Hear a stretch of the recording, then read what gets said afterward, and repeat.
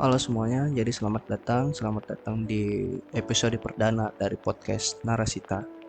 Di episode ini saya akan membahas soal road to prinsip ya udah. Jadi prinsip ya udah itu apa sih sebenarnya? Sebenarnya kita tahu sih kalau misalnya ada buku yang terkenal yaitu tentang seni bersifat masa bodoh. Tapi mungkin itu buku yang sangat kompleks. Jadi saya ingin mencoba sesuatu hal yang baru yang notabene-nya uh, merangkum beberapa hal yang kurang lebih mirip lah sama kesimpulan dari buku tersebut, yaitu prinsip ya udah.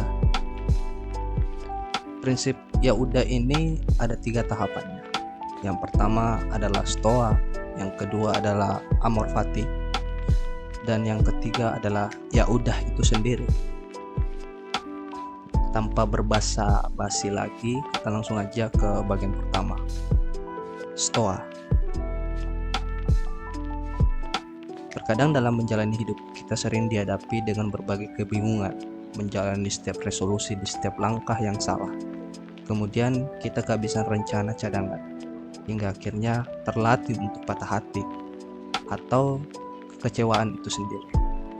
Tapi kita harus selalu ingat, ada satu kutipan dari film yang terkenal beberapa tahun yang lalu, yaitu kutipan dari Michael Jones dari Spider-Man No Way Home. Dia mengatakan bahwa expect the disappointment and you not get disappointed. Dalam artinya, harapkanlah kekecewaan itu sehingga kita tidak akan kecewa karena kita tahu bahwa hasilnya akan kecewa. Itu adalah bagian pertama, yaitu stoa. Kemudian di bagian kedua adalah amor fati.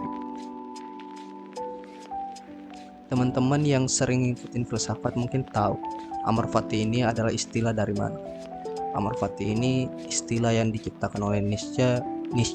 Saya nggak tahu sih penyebutannya kayak gimana. Nietzsche, lupa saya.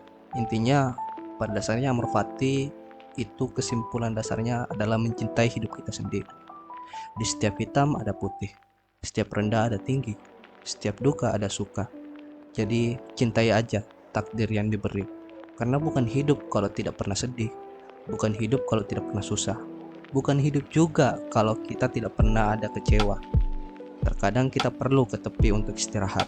Toh rencana bukan tuntutan ke Tuhan untuk menentukan takdir kita sendiri.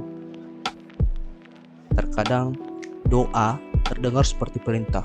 Tuhan, saya pengen sukses nih. Tuhan, saya mau jodoh nih.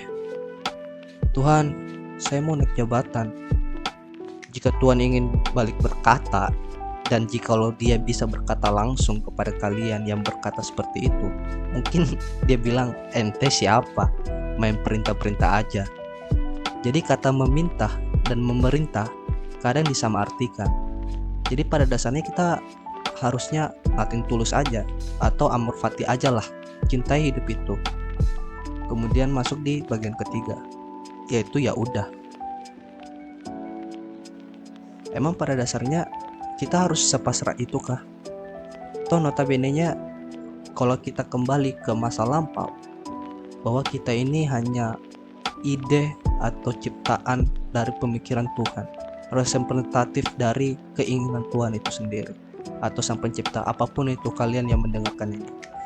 Jadi di bagian terakhir ini, yaitu bagian ketiga, yaitu ya udah, saya bisa menyimpulkan bahwa bukan berarti ninggalin kesulitan kemudian beralih ke hal yang lain.